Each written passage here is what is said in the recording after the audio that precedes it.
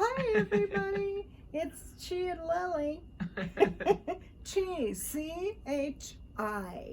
Chinese for energy. And this little boy has some good energy. Yeah. He's my life companion, baby. It turns out that I have much better relationship with Chi than I do with the guys I married. Oh. I mean, they say that men are dogs, but in this case, it's the dog that's the man. Oh gosh, I have a neighbor upstairs named Drew, and the first thing he ever said to me when we met was, "Men are pigs." And we have been friends for several years now, and regularly we come out with that expression. You know, men are pigs. Oh. Oh, oink, oink. You know, well, Jason and the Argonauts. This is accurate. Oh my goodness. Hello, everybody. Hello, Lily. Welcome to my world. Won't you come on in? It's been a while. It's been a moment or two since we've come to you. Life has been busy for us. Has it been busy for you? Can you breathe? Yes, just breathe. Take a moment to look at the sky, to look at the clouds, to look at the sunrise and the sunset. Just take a breather. Take a moment, one day at a time, which sometimes we scale down to 1 hour at a time, 1 minute at a time, to get us through our day. And I'm so grateful that you're here, and I hope that you glean something from tonight's video, and know that you're loved, and sending angels your way. We have had a lot of people calling, texting, letting us know that they're dealing with some intense situations, from COVID to cancer and everything in between. Homelessness, home being sold out from underneath them by the landlord, having to do mad scramble to find a place. And yet, I think things are kind of falling into place for most folks. Little by little, bit by bit, you know, and it's really not time to panic yet. Remember, darlings, that humor is your best friend, while temper, both angry and fearful, your worst enemy. So, and this little guy just went to the vet. He got his annual checkup. And our last video was on body shaming. And wouldn't you know it, this little dude gained 1.5 pounds. Oh, Dempsey! He now weighs 11.5 pounds. And he's just my little baby. Oh my gosh. The vet would like to see him at 10 pounds. And he'll do what he does. And I guess so will I. Stacy and I have been visiting this evening and just talking about various things that have unfolded. And one of the things that we were talking about was when I lived at Incline Terrace, which happened to burn in a 5-alarm fire for the second time when I went to Oregon last month. Goodness, in 12 years, the second time, 5-alarm fire. Anyway, I had a lovely little 1-bedroom apartment there with a cute tiny little yard and a sliding glass door, and it was summertime. I woke up about 4 in the morning and there was a fella standing over me in a hoodie. At Incline Terrace. At Incline Terrace. And when was this? What year was this? Do you remember? I can't remember. I don't remember, but it was before the first fire at Incline Terrace. Because if it coincided with the first fire, then this is a major detail. No, it was before that. But anyway, he was standing over me, and I was just waking up, and he was saying, "Don't worry, I'm not going to kill you or rape you."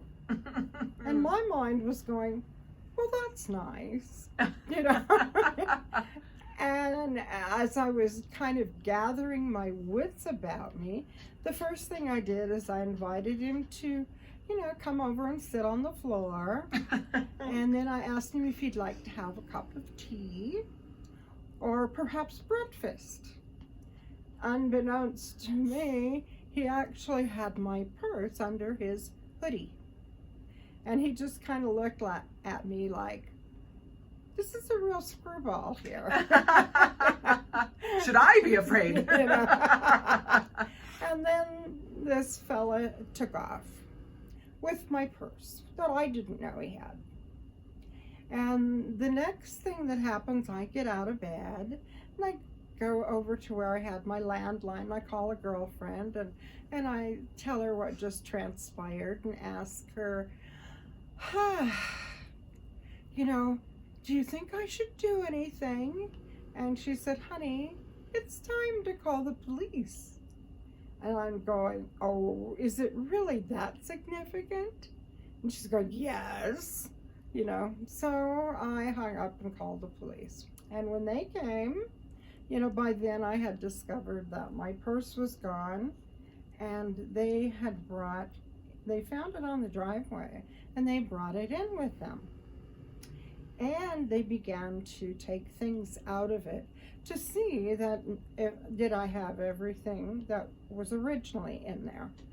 And so there was valerian root and homeopathic remedies and Bach flower remedies, and they were trying to hide their grins. But the next thing I know, one of them is saying, boy, this guy should have taken these things he'd been better off. But that was kind of that.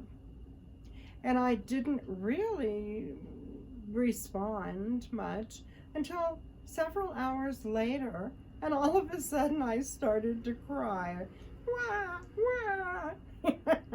And I was at a science fiction convention, and I was personing a table where I was doing tarot cards and psychic sessions. And all of a sudden I just kind of go, and I break down and melt down and realize that, oh my goodness, that could have been a very distressing scenario. But anyway, I was diagnosed eons ago with PTSD. And I tend to respond differently, oh boy do I, than most folks. What happens for me is I became hospitable. Can I make you breakfast? Can I make you a cup of tea? It's like, good grief, what normal individual does that when they're being robbed? Oh well. And then a friend of mine, Frances, who had watched the video on fires I have known and not necessarily loved, brought up to me that there was a fire that I neglected to include in that episode. So I will share this one with you. I had gone to use the facilities in a girlfriend's house, and there was a candle on the back of the toilet. And what year was this about? Oh goodness, I don't know, sweetie. I don't know It was years. it was in the epoch of when you were living at Incline Terrace. When I was living at Incline Terrace, yes. Okay. Okay. So that would probably be in the late 90s, Okay. I would think. Yeah. Okay. So anyway, I do, whatever.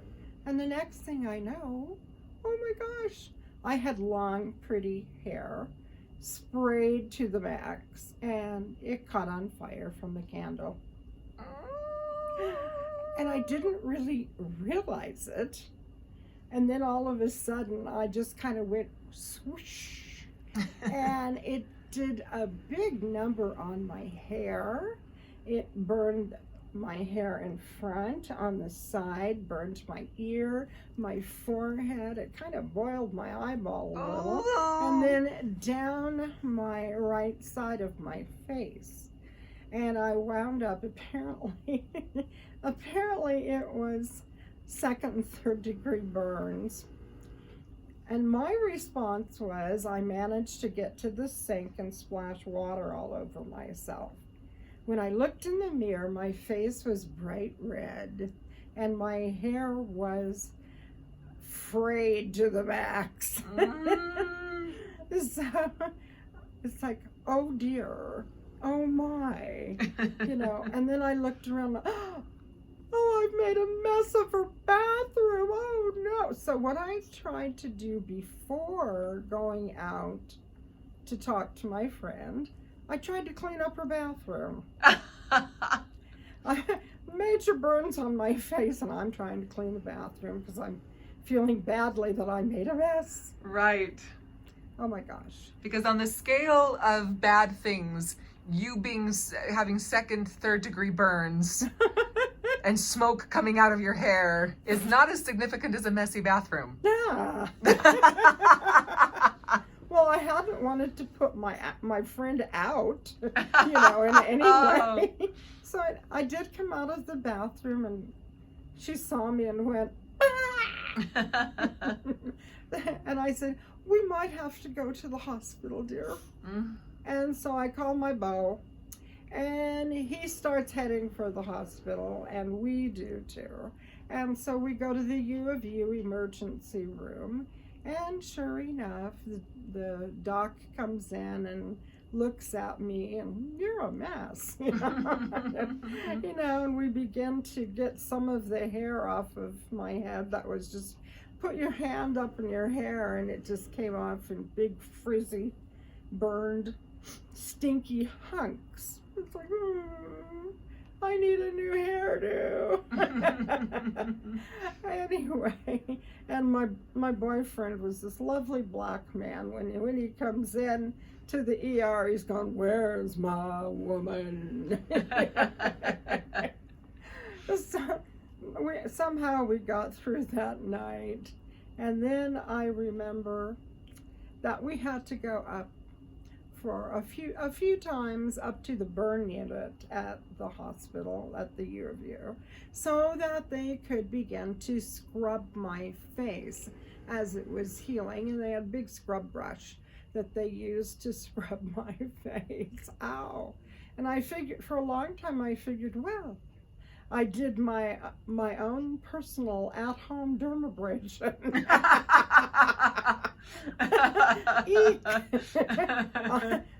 Do not do this at home. Anyway, so that transpired. And the funniest thing is I was taking voc rehab class and testings and everything, and I showed up, a day or so later to the teacher and said I was in a fire. And he's looking at me with my face all swollen, my eyes practically swollen shut, and I go, yes, you were. Do you think you can still continue this? And it's like, yes, of course. So I did. And within a week, it was amazing how much I had healed and how much swelling went down. So I have this really strong feeling that when we who are mystics just do our things like Reiki and medicine wheel and our prayers and our angels and walk our talk and live the life, I think that magic begins to happen, and that magic is actually practical. You know, practical magic. And so much of that is dealing with our words. Now, just because I'm saying that our words are very important and we need to be cautious what we speak, does not mean that I don't curse, because I do. I'm very grounded and down to earth. Yet our words are magic. And just think about it. Like in ancient days when people said things like abracadabra, open sesame, and so many bibbidi bobbidi boo. I bet you that I can scare you. You know, just so many when we think about it. And S.I. Hayakawa in California, who was an expert on semantics, you know, wrote about it and everything, and that's could perhaps be a fun thing for some of you to look up and play with. But semantics are words. You know how the Asian gentleman who had the water, and you put words on the water? Oh, the like the rice experiment? Yes. And yeah. You know, and you can put courage on a bottle of water, or you can put prosperity on a bottle of water, and how for some reason that changes the elements of the water, and it also helps you to bring those sorts of things to you. There are all sorts of ancient traditions, such as for prosperity, one uses ginger snaps. Ginger snap cookies are for prosperity. It's an old witch's spell and tradition. Do you just eat the ginger snap cookies? You just eat them. Just do your tea and crumpets and just eat them, and remember what you're asking for in prosperity. So as you're chewing and digesting the ginger snap, you're thinking about what prosperity? Yes, you want to call to you. This is a spiritual practice I can take on. Okay. Practical magic. This is very practical. It is. I read that in books, but I also learned it from my sweet little Heather, who passed away a few years ago. You know, and there are just, another one is if there is someone who has done you a naughty and you want to overcome that, one of the things you can do is take a raw egg and just run it all over your being, and then you can take it and dig a little hole in the ground and break it open and put the egg in there along with the shells and just bury it, okay? And that's to help disengage from that energy so that you no longer have to deal with that. Do you remember any spells or anything like that? Boy, I mean, I've always seen Reiki as kind of in the same lines of that. You know, there's the words and the mantras, there's the symbols that you're drawing in the air. Right. It can't do any harm to anyone, so it's purely good magic. Right. I think kind of all the things that you teach are around how do we use our words. Yes. So the body shaming last week, like how do we use our words for or against ourselves, for or against others? Yes. Yeah. Okay. I was just thinking that, well, words are exceedingly powerful. Very, very powerful. I speak my word, and so it is. I speak my word, and so it is.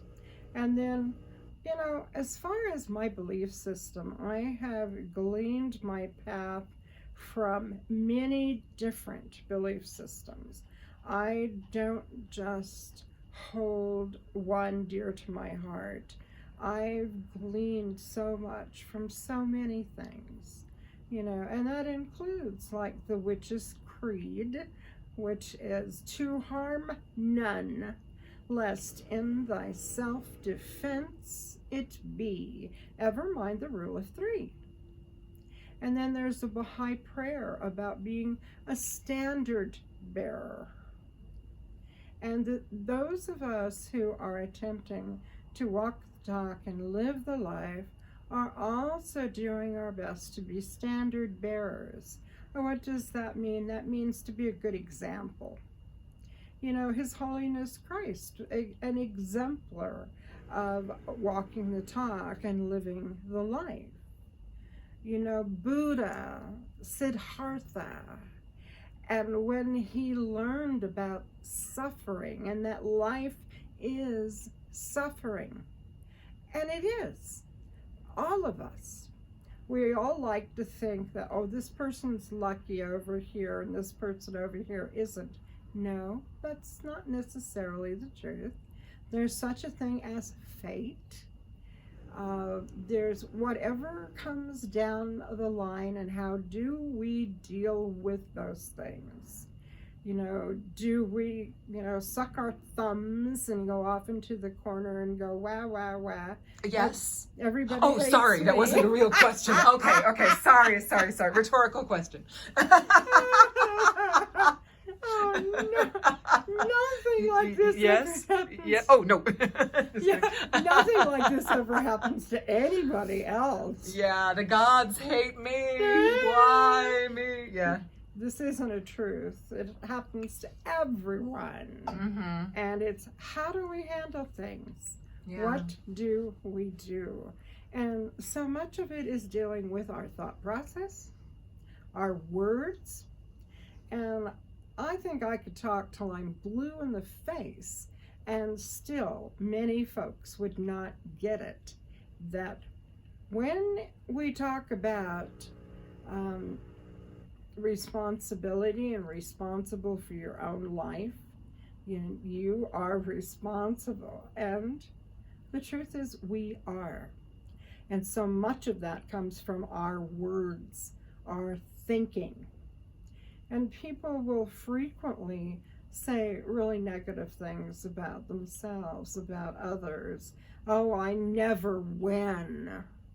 And what does that do? The universe is actually quite neutral. And we put it out there about saying, I never win. I never get such and such. Now, that is only the surface level. It is so much deeper. And the deeper it is, the better off you are if you can get these things deeper and deeper into your subconscious, into the core of your being.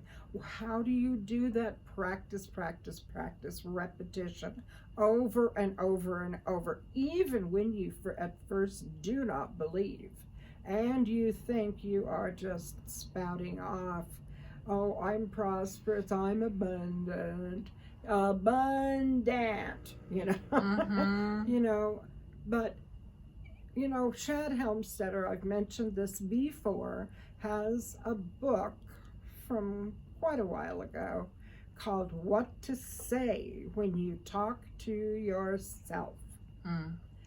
And it's a whole new concept, a whole new way of embracing yourself and thinking about yourself. Thinking about, well, I am attractive. I do look just fine. Fine. I am pretty. she's pretty over there. I think she's a doll. I think, oh, look at that sweet little critter. Look at that darling baby. You know, oh, look at that little baby. Looks just like an alien. Perhaps it is an alien.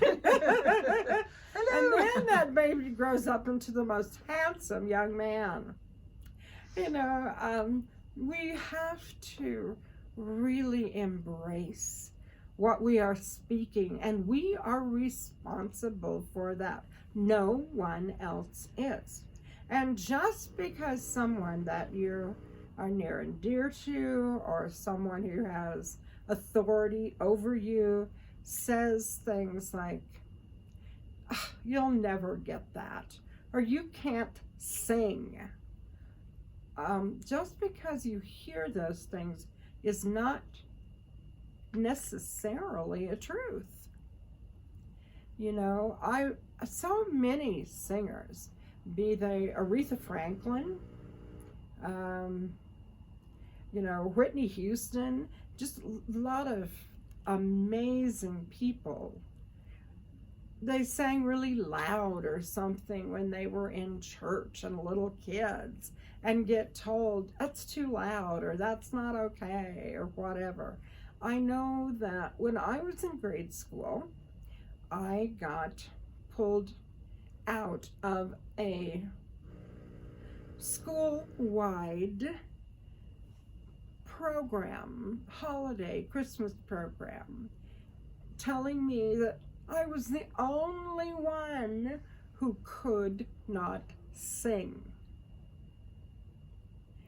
You know, and if anybody knows me, I'm singing all the time, and even on tune some of the time. You know. Amazing grace, how sweet the sound that saved a soul like me. I once was lost, and now I'm found, was blind, and now I see. So I may not have a fantastic voice, but I have a voice, and I can sing. You know, it took me a long time to figure that one out, though, because of that was very shameful for me to have the teacher point that out to everybody in my class. You know, and how many of us have been the last one chosen for the softball team, or the volleyball team, or the soccer team, or whatever, and have been the last one, and we're just like, choose me, choose me. Oh. And it feels so awful to be the one that nobody wants on their team. And then to raise up and become the CEO of a company. And now you're the one choosing who's going to be on the team. Mm-hmm. And it counts ever so much more in those times. So one of the things we wanted to talk about more was magic. And it's like you create your own magic. You know, it's funny how we all make our own choices, our own decisions. You decide if this works for you or not. You decide if glitter and unicorns and angels, divas. I have a whole collection of dragon babies.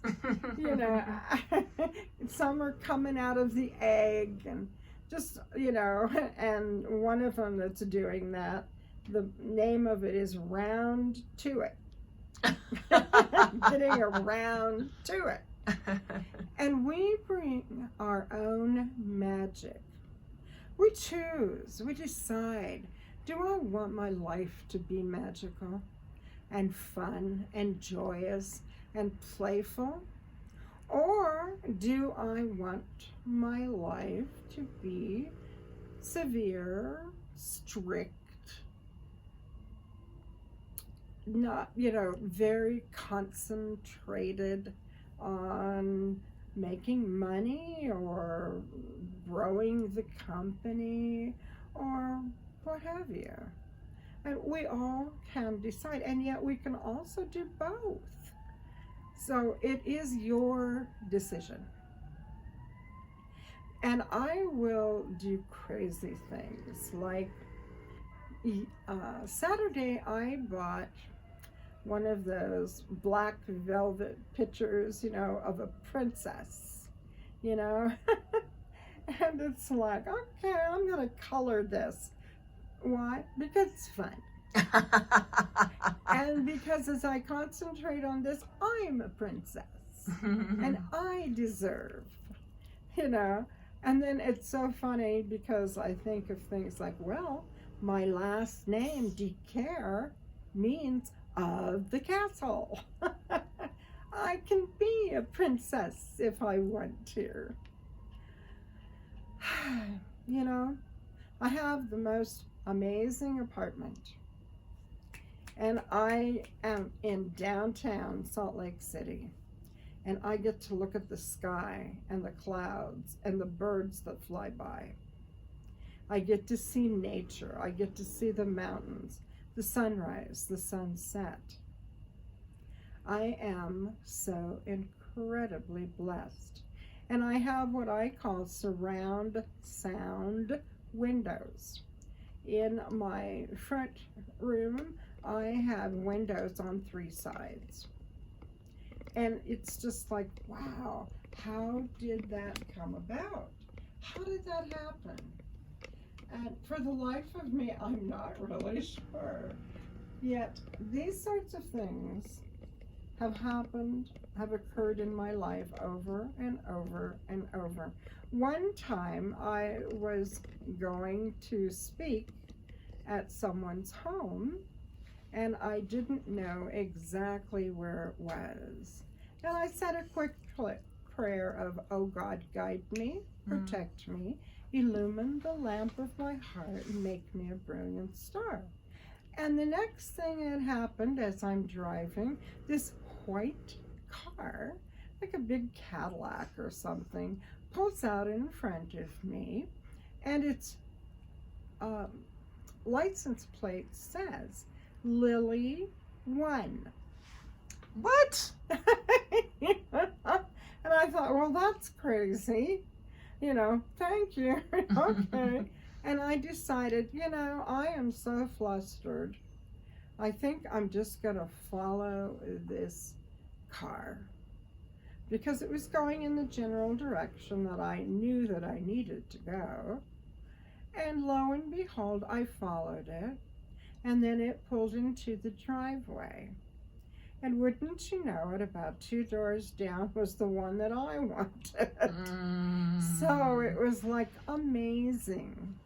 And if you read some of the angel books, they're always telling you those are the ways our angels guide us, etc. Little things like that. And that we have to ask our angels for assistance. They can help us, yet only if we turn around and ask for the help, because that gives them permission to intervene. Whether you believe in angels or not, you can still put that energy out there. And then someday, who knows, you may actually really believe. If enough positive and good things happen in your world, then maybe that would be reason to have a belief system. I'm probably one of the most skeptical, science-oriented people that I know. And it's funny because so many people see me as psychic psycho, airy-fairy, and all of those sorts of things. And I'm not one who easily believes. There's a program that I watch periodically called Closer to Truth. And it's a gentleman who travels the world interviewing scientists, priests, all kinds of major educators, philosophers, as he is looking to prove, is God real? God being good, orderly direction. And therefore he gets all sorts of thought process, ideas, etc. But ultimately, when it comes to having faith, that's something that we have to do ourselves. It doesn't just come easily. Matter of fact, I think the more intellectualizing you do and the more intelligent you are, the harder faith is to come by. Because we do not believe in the unseen. We do not believe in things that we can't feel, touch, see. And I have a feeling that ultimately, those things that we cannot see and cannot feel, cannot even touch, and the next realm may actually be more real than this particular realm where we feel everything is, if you can see it, you can believe it. Because oftentimes you can see something and the truth is it isn't real. Whether it's listening to politicians or watching what's going on the rest of the planet. The other weekend, Germany and Belgium had major floods. Now, of course, we do not believe in climate change. And yet, it was so bad that about 1,000 people died in 5 minutes. The earth opened up and there were huge sinkholes that swallowed homes and parts of villages. And it all happened in very quick time. Also, I was listening to the news, NPR, and it was saying, I think it was last Tuesday, that Iceland, enough ice melted in one day to cover the whole of Rhode Island. My goodness, that's a ton of ice. Things are changing rapidly. And we're just hanging on for the big ride. And there will be more things that unfold. And, we keep being taught, whether it's by Mother Teresa and her order, or various ascended healers, teachers, psychics, that this is a time we need to come from love and compassion and kindness. And our critters is a place that we can learn how to do a lot of that intuitively. Just watch the little beings in your life. And they can be so wonderful. And watching nature. And I feel like my life has been magical, really magical. It's like, how in the world can a little girl from Europe, having been born in a war-torn scenario, poor, no money, refugee, then becomes an immigrant, run for state senate, run for state legislature, be nominated by the governor as one of the Women of the Year because of the work done with families and children. Did I have any of this set as a goal? Absolutely not. I had no idea what I would do in life. None. ever. Yet, I love the exercise of 101 wishes. And I do that periodically, perhaps not as often as some of my students who do it annually or for their birthdays. Yet, I look and I see that most of the things that I desire, when I look and I see that I actually have them, and that it doesn't really require big funds, a lot of money. And I know that Stacy and I have talked about this before, but money is not what drives me. And perhaps money is not what drives you. And I know that oftentimes in our society, we think that someone is successful if they have a lot of money. I think success is if you have a family that you love and they love you, if you have kids, if you have close ties to friends, and things, you can do really simple things. And yet, if you are sharing laughter and joy, if you are, and creativity and art and singing, that's magic. That's fun. That's joy. And those things are not to be bought. You can ask any number of millionaires, billionaires, are they happy? And it's like, what is happiness? And I'm thinking that that's what happiness is. It's not just great taste. Although that helps a lot too. Stacy brought ice cream over tonight, and that helped a lot. That's fun. You know, I love ice cream soup for dinner. But there is something so essential you're saying about spirit. Yes. You can't buy or sell spirit. You can't. No amount of money. Yeah. You know, I've certainly had friends who have gone through dark nights of the soul where they have had the career, they've been making the six figures, they've been living in Europe.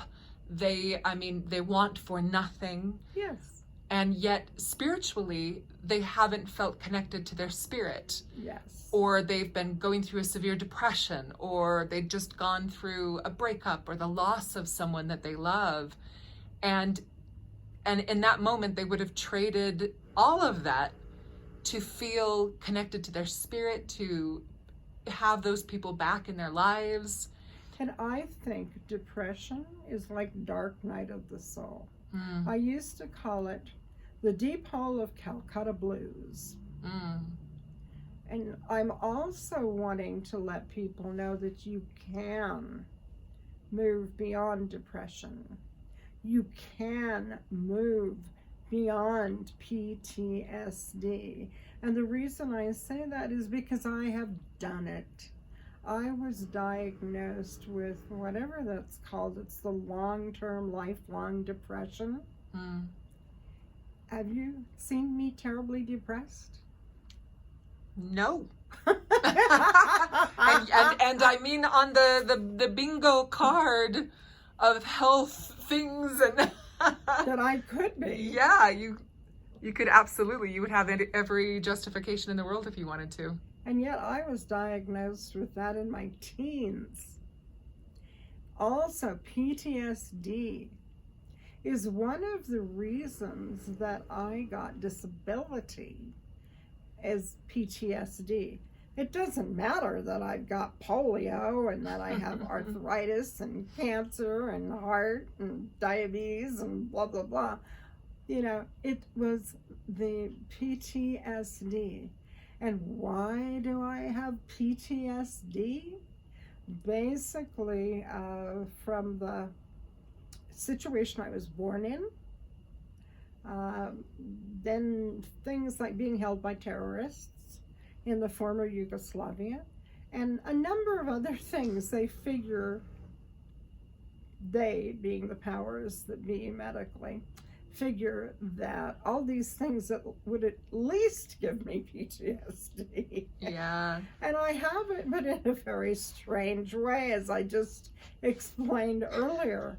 Like, oh, would you like breakfast? Your PTSD is, oh, things feel very normal now. Okay, there's a crisis. Someone has invaded my home, so it's clearly time for breakfast. I'm right at home in this kind of a situation. Really? Oh, my hair's on fire. Let me clean the bathroom.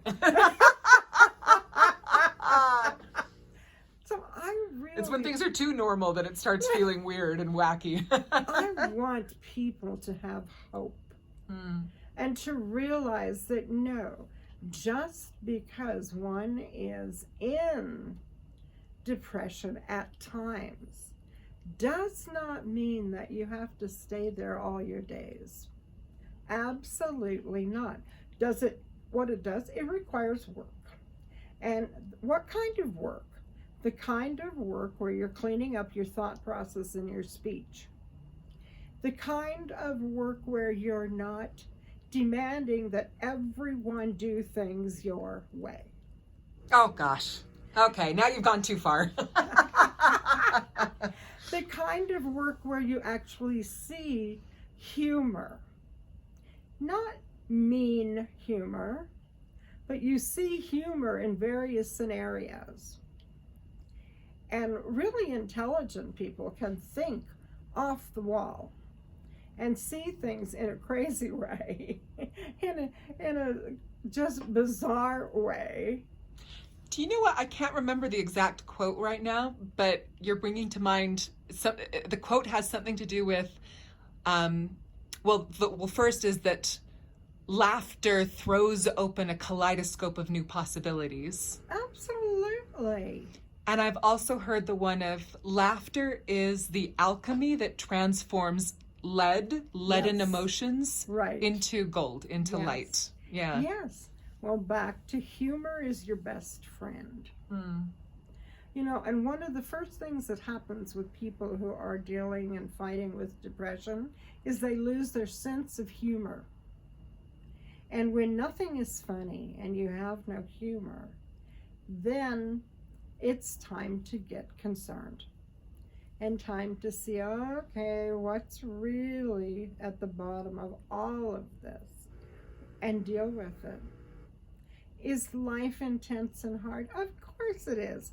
Yeah, it's intense and hard for everybody, not just you. And yet so many of us, especially in our little Western world, think that it's just me. Nobody, this doesn't happen to anyone else. Oh, baloney, it happens to everybody. You know, get over it. Move on. So, speaking of magic, we're just sitting here talking about magic, and all of a sudden somebody knocks on Lily's door. Yes. Open the door. Nobody is there, but there is a bag containing... Dinner. Oh my God. Homemade. I think this is noodles and chicken. You know. And then this is almonds. What does it say? Roasted almonds, lightly salted. Oh, wow. And then there's some sort of meat. That's probably for cheese. Trying to cover all our bases. Oh my goodness. Well, thank you. Thank you. This is probably my neighbor across the hall. But look there, we have meat with bones. Oh, gee. You're going to be a happy little fella. A happy little camper. Magic. Well, I was wondering how I was going to feed my little beastie.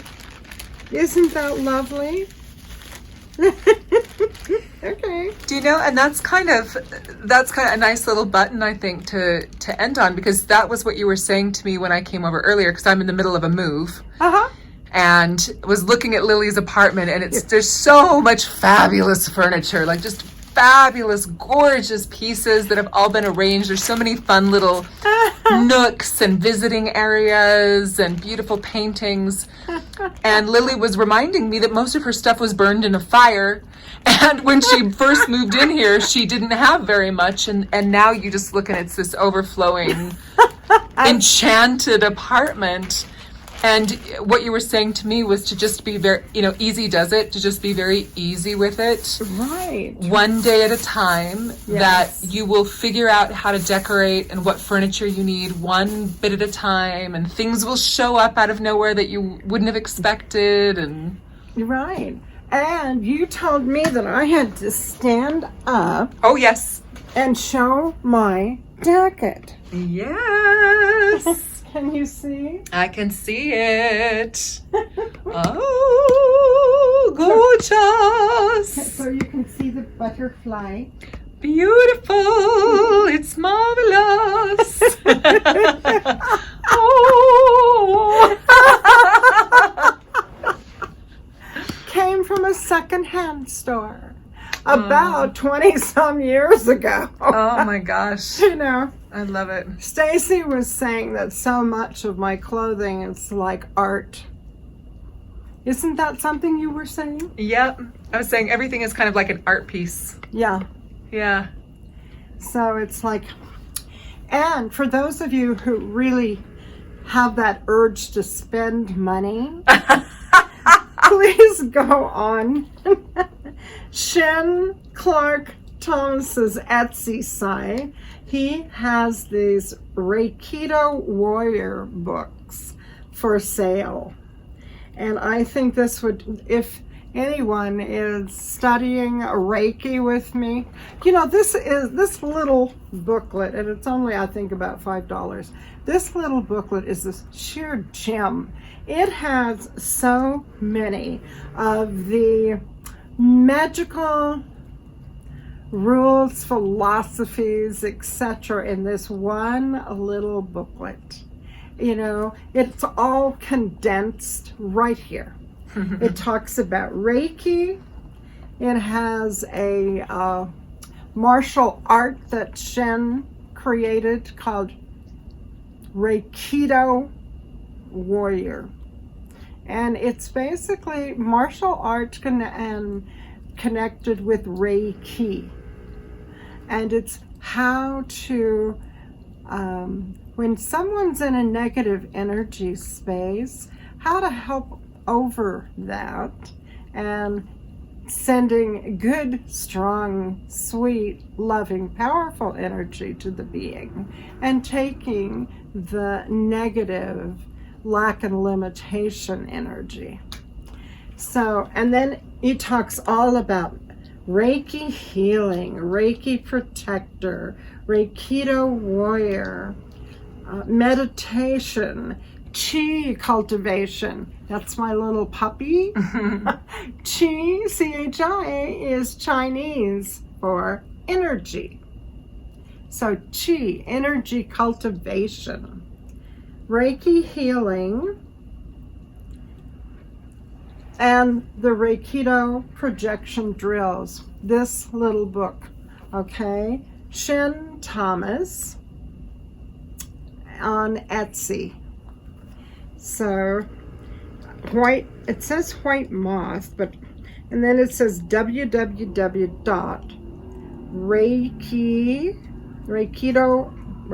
reikidowarrior.com. Reikido Warrior. So I highly suggest this little tiny booklet because it is just chock full of wisdom. So thank you very much. And please, this ad was paid for by the and please you think about doing your grats and pats, 6 of them a day. I am grateful for, and I pat myself on the back for. And if you're so inclined to do the 101 wish list, remember, wishes are not goals. Wishes means you can be fantastic. And Also, the page for stress management, where you just write an 8 by 11 piece of paper of just words that you like. Flowers, sunsets, stars, puppies. And by the time the entire page is full, your serotonin levels in the brain will have changed. That is something that you all can do for yourselves, and it doesn't require medication. Oh! But medication is still optional. Your choice, darlings. Have the most fantastic week. Take care of yourself. Take care of each other. I love you, Lily. Love. Love is the only power. Love is the only way. Love, love, our love makes the circle glow. Please subscribe. Have fun.